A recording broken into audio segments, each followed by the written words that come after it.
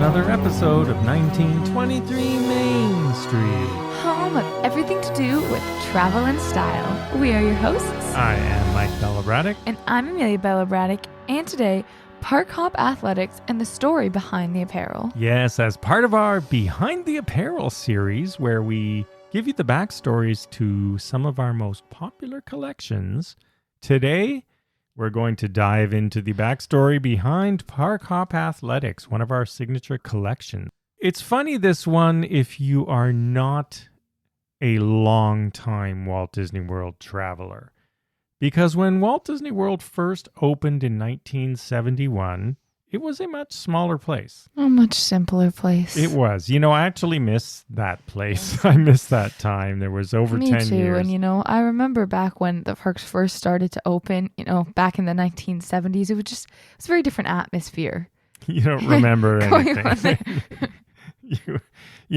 Back then it was one park. It was Magic Kingdom, along with the Polynesian Resort, the Contemporary, Fort Wilderness, and that was it. That was Walt Disney World. And then eventually we had River Country and other things come along, Discovery Island. Very presumptuous of them to open with multiple resorts right there. But, it was one park and it was a simple time, and riding the monorail was as much a ride as anything that existed. Riding the monorail is still a fun time. I don't care what people say. I don't care how crowded it is.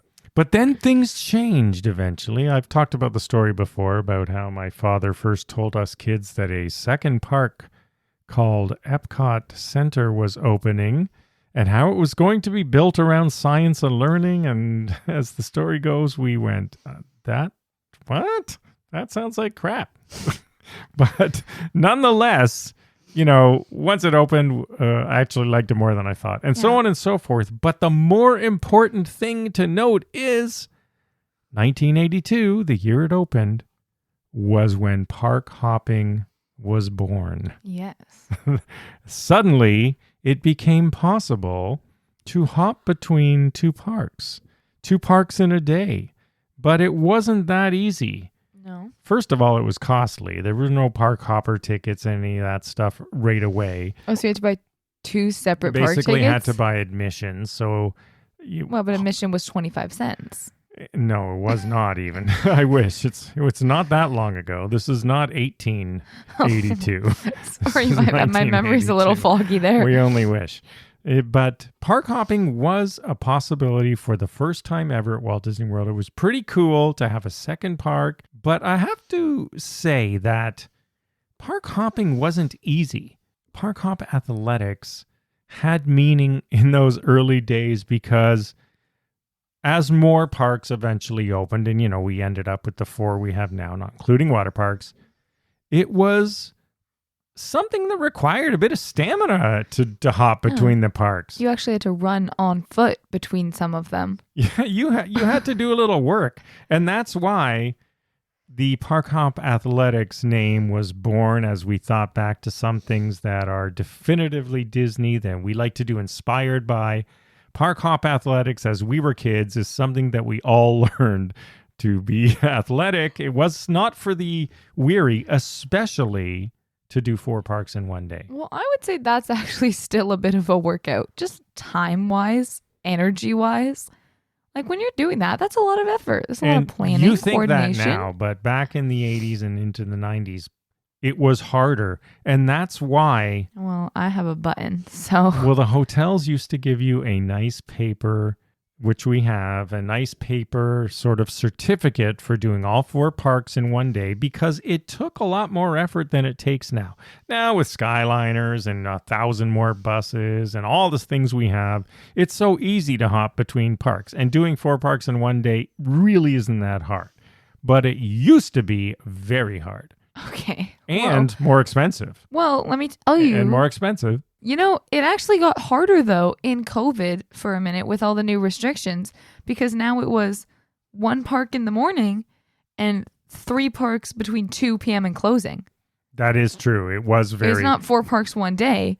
It's 3 parks, like 6-7 hours, and then 1 park in the morning. Yeah, there were a bunch of restrictions. So I'll give you that. That was probably sort of the same vibe as it used to be trying to hop between all 4 parks. I was like, yeah, like Magic Kingdom in the morning, wait till 2 p.m., go to Hollywood. Then you're at Epcot for dinner and you're like, well, now hold on. Can I make it to Animal Kingdom before closing? It closes at like 6 or 7 p.m. every day. I know. It was It's a hard. rush. It's So hectic. think about that. Carry it back a few decades. That really is the story behind Park Hop Athletics and why it's called Park Hop Athletics. Because in the genesis of park hopping, it required some athletic, if not, I just think it's a good stamina time to do it. And so, as a trademark collection, it's one that we love here. We make a lot of different designs for you. So, Park Hop Athletics comes in sort of the classic collegiate look. We have a lot of those designs. We're dropping a couple of new ones this week in honor of this backstory episode. And then we have the tagline, which is hop, play, and repeat, because that's really what you had to do. Hop between the parks, play a little bit in the park, and do it again until all 4 were completed. Yeah. Well, I also just think, everybody has their own Disney thing. Some people love rope dropping. Some people hate it. This and that. But park hopping is its own little thing because some people don't park hop at all. They will go rope drop to fireworks in the same park. Yeah. And How it's people funny. spend all day, 12 hours in the same park, I don't know. It's funny because park hopping, a little bit like rope drop, there are some actual benefits to it because Well, of course.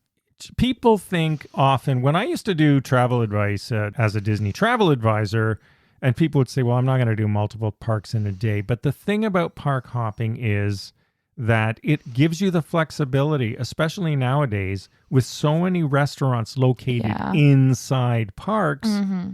You may not be park hopping because you want to do another 6 hours of rides, but you might want to dine at Takumi Tay in Epcot or something. Well, personally for me, like myself and, a lot of younger children that have much more valid reasons for this have very short attention spans. Short or shot? Shot. Oh, okay. Attention spans shot. It's shot. All right. Like my I thought you attention made span a is verbal gone. typo. No, okay. I spent a couple hours in one park. I'm ready to move on. Let's see what else the day can bring me. I'll go back to that park another time. So there you go. Yes, I have seen you, and you actually do embody park hop athletics when Keeps you're saying, things gotta interesting. go. Well, if your kids are getting bored, switch parks. Switch it up. Go back to the hotel. Go to a different park in the afternoon. Pop it around. Keep it exciting. Keep them on their toes so they're not on your toes. Yeah. Make sure they're up for it, too. Yes. So in the collection, it's primarily comprised of graphic t-shirts, sweatshirts, hoodies, all the things that you want to wear as your park hopping uniform.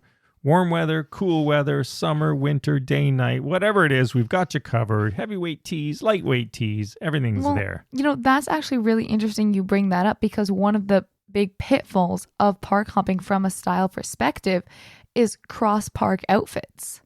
Well, there you go. Exactly, because now it's like, okay, maybe I look very Animal Kingdom and I'm at Hollywood, but you see from like my shirt or my sweatshirt that no, I'm park hopping.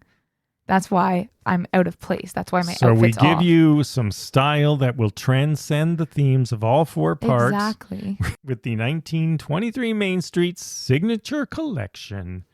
Well, and as you know, we've even branched out a little bit to have a little bit of fun with it. We have Park Hop Princess apparel. We have even beer is represented in the Park Hop collection because for food and wine. Because there's exactly my point. There's park things that tie into specific parks, but also if I park hop, now I'm going to look less out of place than if I'm wearing, like my little Princess Castley getup and now I'm at Epcot. Yeah, but if I'm wearing my park hop princess, now it's like, okay, I have park hop today. I'm transcending the laws of the Disney park theming. Yeah. It's a very important mental game. And now, to plan out. Park hopping is going to become more interesting at Universal as well. I have to say. So, and I mean, let's say these shirts, that's the thing. They can live there too, right? I mean, really, any Disney resort or Universal with multi-parks, your Park Hop Athletics collection apparel is there for you. That's true. You can find it in the collections in our drop-down shop tab in the website, along with our other collections. But we wanted to share with you the backstory because park hopping, if you're not a longtime Disney traveler, wasn't always easy. So the athletics part gives it a little throwback vibe to the early park hoppers that we were way back in 1982 and beyond. Yeah, and I mean, it's still not like there's still not park-to-park transportation necessarily. Yeah, it's still not It's super. still inconvenient. Don't get me wrong. It is still, you've got to put your mind to it and do it. And it's not for everyone to this day. Yeah, but it has a definitely legacy that was incorporate your planner trailblazed fan. by the early older folks who actually lived through those early years of park hopping. Well, and of like I course. said, it cost more. In many levels, it just wasn't as easy as it is now. Not that it is super easy. Yeah, definitely not a walk in the park. Get your type A friend on the phone and have a good time with that. And if you want to do all 4 parks in one day, you're going to have to maybe have a rope drop apparel shirt too, because you probably want a rope drop to start it all off. One time I rope dropped and closed the same park and did all the other 3 in the interim. I remember that. That was a You good even overlapped into a 5th park because it went past midnight in late night magic hours. Yeah, I went Magic. I had to wait until 2. Hollywood, Epcot, Animal, come back, Magic again. And then it passed Past into the midnight. next day. So you did 4 parks plus 1, Yeah. if that makes sense. Mhm. All right, there you have it, everyone. The story behind Park Hop Athletics by 1923 Main Street. Thanks, as always, for listening.